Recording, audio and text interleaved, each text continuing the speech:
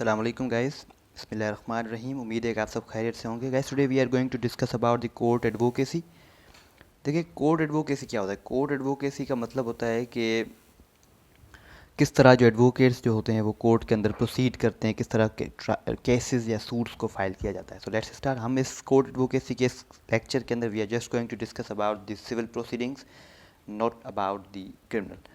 So in a civil trial a suit is filed by filing of the plaint. देखें, suit और case में थोड़ा फ़र्क है।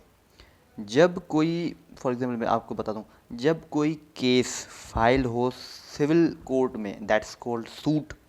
और जब वही केस अगर जो क्रिमिनल कोर्ट में, वही का मतलब है अगर जो कोई भी केस क्रिमिनल कोर्ट में फाइल होता है तो उसको हम कहते हैं केस। सही है। तो जब सिविल साइड है तो सूट, क्रिमिनल साइड है तो केस। तो यहाँ पे कहता है कि सबसे पहले एक प्लेंट फाइल करनी होती है। प्लेंट एक किस्म की एप्लीकेशन कहें या स्टेटमेंट, जो कि प्रोसिक्यूटर, जो कि कहते हैं प्लेंटिफ का लॉयर एडवोकेट होता है, वो फाइल करता है। वो जो है कोर्ट में सबमिट करवाता है under order 7 of the CPC, civil procedure code. तो जब प्लेंट फाइल होती है तो प्लेंट के अंदर कौन कौन सी चीज़ों को इंक्लूड या एक्सक्लूड किया जाता है, वो ये चीज़ें हैं जो कि आपको मैं नीचे दिखा रहा हूँ। तो a, the name of the court in which the suit is brought. मतलब पहले जो है बताया जाएगा कि कोर्ट का नाम बताया जाएगा कि किस कोर्ट के अंदर जो है वो केस को हम स्टार्ट करने वाले हैं। तो जो भी कोर्ट जिस डिस्ट्रिक्ट की हो, उस कोर्ट की जो भी जुरिस्डिक्शन जो है। उसके बाद name, description and place of residence of the plaintiff, नाम जो भी है प्लेंटिफ का, residence. C A, the name, description and place of residence of the defendant. इसी तरह उसके बाद where the plaintiff of the defendant is a minor or a person of unsound mind. अगरचे कोई मतलब प्लेंटिफ जो है वो माइनर है। देखें, जो है सूट कौन फाइल कर रहा है यहाँ पे, प्लेंटिफ फाइल कर रहा है, प्लेंटिफ का एडवोकेट, ना कि डिफेंडेंट। और ज़ाहिर है प्लेंटिफ ही फाइल करेगा, डिफेंडेंट के खिलाफ केस फाइल होता है या सूट फाइल होता है। यहाँ तो हम सूट की बात करेंगे ज़ाहिर है। तो जब प्लेंटिफ जो है वो माइनर है या अनसाउंड माइंड है, तो मतलब उसके अकॉर्डिंगली अकॉर्डिंगली मतलब उसका गार्जियन ज़ाहिर है, जो कि उसका नेक्स्ट फ्रेंड है, हम जिसको कहेंगे नेक्स्ट फ्रेंड का मतलब होता है गार्जियन, माइनर का गार्जियन सिविल साइड के अंदर। तो वो केस फाइल करेगा। तो उसके अकॉर्डिंगली बताया जाएगा कि गार्जियन का नाम क्या है, उसकी रेजिडेंस क्या है, जो कुछ भी है। उसके बाद ई पे आते हैं, the facts constituting the cause of action in when it arose. और इस उन फैक्ट्स को भी उस प्लेंट के अंदर अंडर ऑर्डर 7 CPC के ये भी लिखा जाएगा कि क्यों जो है ये केस को, मतलब ये सूट को फाइल किया जा रहा है, उसका मतलब कॉज क्या है उस एक्शन को ब्रॉड करने का।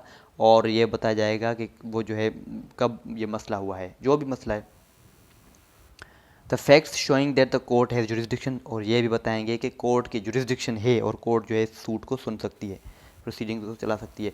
जी है, the relief which the plaintiff claims. मतलब अब जो है उस प्लेंट में ये भी बताया जाएगा कि ये जो है कौन कौन सी मसले हैं जो कि हल होने चाहिए हैं, प्लेंटिफ के साथ कौन से मसले हैं which are to be solved. उसके बाद एच है, where the plaintiff has alleged a set of और रिलिंक्विश्ड। इसके अंदर ये है कि प्लेंट के अंदर ये भी प्लेंटिफ बताएगा कि कौन कौन सी जो है चीज़ें हैं जो कि वो नहीं लेना चाहता।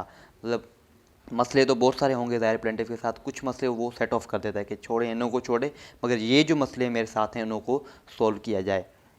फॉर एग्जांपल, भाई मेरे भाई को थप्पड़ मारी है, उस थप्पड़ वाले मामले को छोड़ दें, मगर उसके अलावा जो मुझे और कोई जो नुकसान हुआ है, फॉर एग्जांपल कॉन्ट्रैक्ट का मैटर है, कॉन्ट्रैक्ट में जो नुकसान हुआ है इट शुड बी कंपनसेटेड। उसके बाद आई है, a statement of the value of the subject matter of the suit for the purposes of jurisdiction and of court fees so far as the case admits। उसके अलावा आपको बता दूं कि हर जो कोर्ट है वो डिफरेंटली केसेस को सुनती है। हर कोर्ट जो है वो डिफरेंटली केसेस को सुनती है, मतलब हर जज जो है हर किस्म के केस को नहीं सुनता है। उसकी जो एक what we can say set jurisdiction होती है। कोई जो है लोअर अमाउंट से कंसर्न कॉन्ट्रैक्ट के केसेस सुनता है, कोई लार्जर अमाउंट से। इस तरह से उन्होंने जो है सिविल जज फर्स्ट क्लास सेकंड क्लास जो है डिफरेंस रखा होता है। तो उसके अंदर यही बताया जाएगा कि किस किस्म का जज के सामने, किस किस्म की कोर्ट के सामने किस किस्म का मैटर जो है लाया जा रहा है। तो सब्जेक्ट मैटर बताया जाएगा, उस कोर्ट की फ़ीस बताई जाएगी। तभी आपने देखा होगा कोई जो है बड़ी बड़ी पनिशमेंट दे रहा है, इम्प्रिजनमेंट की इवन, और कहीं पर जो है बिल्कुल बिल्कुल ही छोटी जो है जजेस सज़ाएँ देते हैं, फ़ाइन पेनल्टीज़ वगैरह। तो क्योंकि जो जो जजेस को है उनके इख्तियारों के अकॉर्डिंगली उन्हों को काम करना होता है। वो भी प्लेंटिफ जो है वो प्लेंट में जो है वो दायर करेगा और बताएगा। उसके बाद है, सॉरी, 2 पे बात है। पहले में क्या था, पहले में हमने पढ़ा था अंडर ऑर्डर 7 के प्लेंट किस तरह फाइल होगी और प्लेंट के अंदर क्या होगा। अब 2 में है कि where plaint has been admitted in the court it become suit and number is given to it. After admitting of plaint, बस ये पढ़ ले, बिल्कुल ईजी है। आफ्टर एडमिटिंग ऑफ प्लेंट, जब प्लेंट एडमिट हो जाए, summon is send to defendant, defendant को कॉल किया जाता है जब प्लेंट को बिल्कुल ही मतलब एडमिट किया जाए, कोर्ट ने एडमिट कर लिया है। अंडर ऑर्डर 5 सीपीसी के तहत डिफेंडेंट को अब जो बताया जाता है कि अब आप आएँ और अपीयर हों कोर्ट के सामने और अपने जो मामलात को डिस्कस करो। 3 है, देन उसके बाद डिफेंडेंट आता है वहाँ पर, वो अपनी जो स्टेटमेंट दायर करता है, स्टेटमेंट जो जमा करवाता है, सबमिट करवाता है कोर्ट के सामने, और उसके अंदर वो बताता है, डिफेंसेस बताता है, जो भी डिफेंसेस वो लेना चाह रहा है, और वो कुछ भी कहना चाहता है अपने डिफेंस में वो बताएगा। उसके बाद है arguments is the next step, fourth के अंदर आर्ग्यूमेंट होंगे, और जो क्लेमेंट्स लॉयर या प्रोसिक्यूटर जिसको कहते हैं, lawyer will make an opening speech to the court. Opening speech जब बिल्कुल केस स्टार्ट हो रहा है, जिसके अंदर ओपनिंग स्पीच के अंदर जो है, अब जो यहाँ पे एडवोकेट क्या बताएगा, प्लेंटिफ का एडवोकेट क्या बताएगा, क्लेमेंट्स लॉयर क्या बताएगा, पहले नेचर ऑफ द केस, किस किस्म का मतलब केस है, टॉर्ट है या कॉन्ट्रैक्ट से कंसर्न है। उसके अलावा भी ये बताएगा state issue that will need to be decided, मसले मसाइल बताएगा कि कौन कौन से मसले जो हल होने चाहिए, और ये मसले मेरे जो है क्लाइंट के साथ हैं। उसके बाद सारे फैक्ट्स जो है उनको समराइज करके बताएगा। 5 है, the claimant's lawyer will then call the claimant's first witness and will conduct an examination in chief.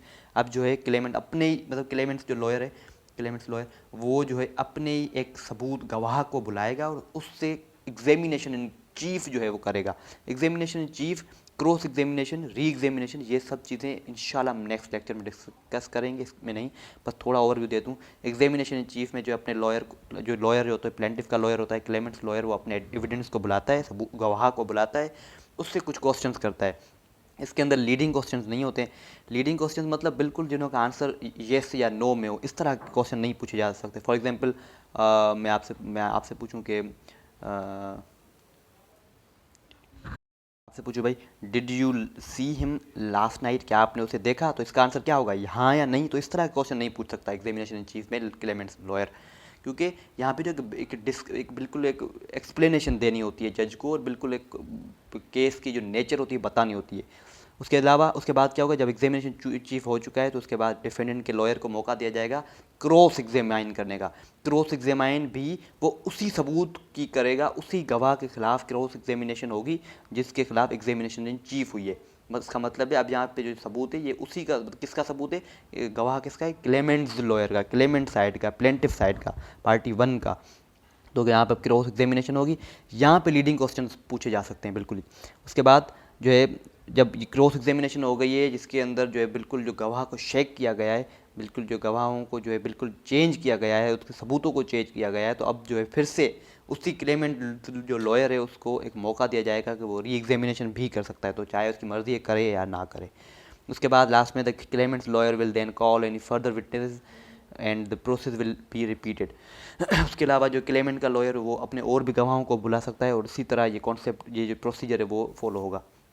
6 है, once all the claimant's witnesses has been heard, अब जो है डिफेंडेंट साइड का जो है जो प्रोसीजर स्टार्ट होगा, और डिफेंडेंट अपने विटनेसेस को बुलाएगा, और अकॉर्डिंगली जो है क्रॉस एग्जामिनेशन चीफ जो भी है वो होगा। 7 है, the claimant's lawyer will give a closing speech to the court, closing speech देगा, और सब चीज़ें फिर से जो है वो रिवाइज करके जज को बताएगा कि क्या क्या चीज़ें हुई, फैक्ट्स क्या थे, और अब हम क्या चाहते हैं। और 8 है, 8वें में अब जो डिफेंडेंट जो है वो क्लोजिंग स्पीच देगा, this will follow similar structure to that presented by the claimant's lawyer, इसी तरह वो भी फैक्ट्स को बताएगा, समराइज करेगा, but will present an alternative theory of the case designed to persuade the जज not to decide in favour of the claimant. बस इसके अंदर जो वो थोड़ा डिफरेंटली ये बताएगा कि ये जो केस है इसके ये जो हमारे फेवर में दिया जाए, ना कि क्लेमेंट्स लॉयर के या प्लेंटिफ पार्टी के। द जज will then pass judgement and degree. उसके बाद इसके बस यहाँ पे जो प्रोसीजर खत्म हुआ यही होता है प्रोसीजर, उसके अलावा और कुछ नहीं है। मगर थोड़ा आपको और बताऊँ, the burden of the proof in a civil case is for the claimant to prove his or her case on the balance of probability।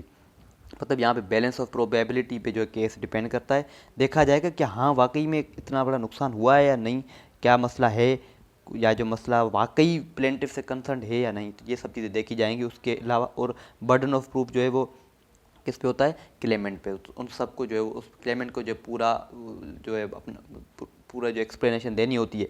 मगर याद रखना, जब बात आए क्रिमिनल केसेस की, तो क्रिमिनल केसेस पे जो है वो बियॉन्ड रीजनेबल डाउट जो है वो नो को फैक्ट्स बताने होते हैं, मतलब थोड़ा भी 1% भी अगर जो डाउट है तो केस जो है वो और डिफेंडेंट पार्टी के फेवर में चला जाएगा।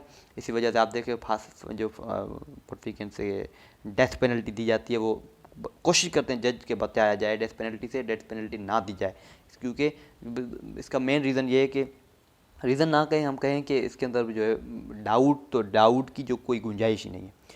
सो थैंक यू गाइस, खुदा हाफिज़। Here the topic is don't forget to like, subscribe and share this video and channel both.